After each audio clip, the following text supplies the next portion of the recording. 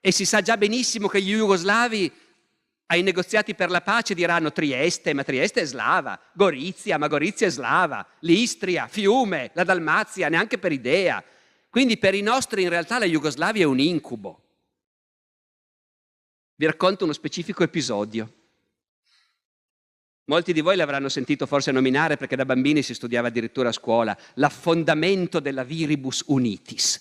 La Viribus Unitis è una corazzata austriaca, una delle poche che gli rimangono, ancorata nel porto di Pola la sera del 31 ottobre con un'azione di gruppi d'assalto in cui siamo così bravi, la nostra marina è sempre stata brava in queste cose, 2 fegatacci entrano nel porto di Pola con una nuova arma speciale, una mina semovente che viene agganciata di nascosto sotto la tolda della corazzata Viribus Unitis. Poi i 2 sommozzatori, Paolucci e Rossetti,